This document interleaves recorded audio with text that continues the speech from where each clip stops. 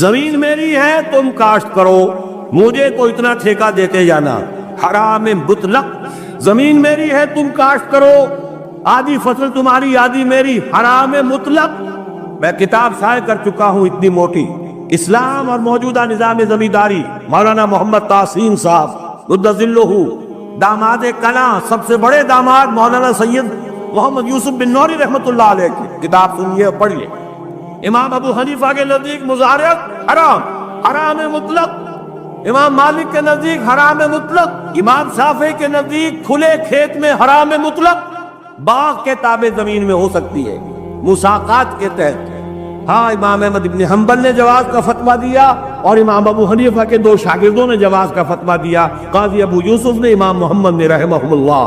لیکن جو فقہ حنفی کہلاتی ہے وہ تو ہے امام ابو حنیفہ کے نام سے، وہ فقہ یوسفی تو نہیں ہے، قاضی ابو یوسف کی فقہ تو نہیں ہے، فقہ حنفی۔ امام ابو حنیفہ کا فتویٰ حرام مطلق، جس کی زمین ہے خود کاشت کرے یا اپنے کسی بھائی کو دے دے، متعدد احادیث اس کی ہے، لیکن جس بھائی کو دے دے گا اس سے پھر ایک دانہ بھی لینا اس کے لیے جائز نہیں۔ اس میں سوال پیدا ہوتا ہے کہ مزاربت کیوں نہیں ہو سکتی؟ اس میں نوٹ کیجئے، مزاربت اس لیے نہیں ہو سکتی کہ یہاں وہ جو کیپٹل ہے وہ فکسڈ ہے۔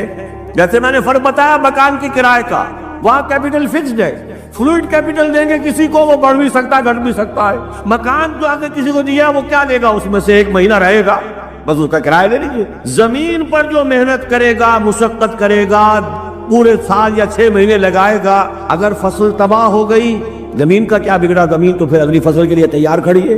بیڑا غرق کس کا ہوا؟ مضارع کا۔ ٹھیکہ دے دیا، فصل خراب ہو گئی، اولے پڑ گئے، کچھ اور ہو گیا، کس کا نقصان ہوا؟ فکس کیپٹل زمین تو موجود ہے جو کہ تو اس کا کچھ بگڑتا نہیں، سارا جو نقصان ہوا، تباہی آئی، وہ محنت کار پہ آئی۔ لہذا مزاربت یہاں ممکن ہی نہیں۔ شراکت ہو سکتی ہے، 10 آدمی اپنی زمینیں جمع کر لیں اور مل جل کر کوآپریٹو بنا لیں تاکہ اس میں جو ہے وہ زرعی آلات بھی خرید سکے اور کام کر سکے، ٹھیک ہے، مل کر بانٹ دیجئے۔ شراکت ہو سکتی ہے، مزاربت کے پیرلل زمین میں ممکن نہیں ہے۔ یہ زمین کا سود ہے بدقسمتی سے جو امت مسلمہ نے اپنے لیے حلال کیا ہوا ہے۔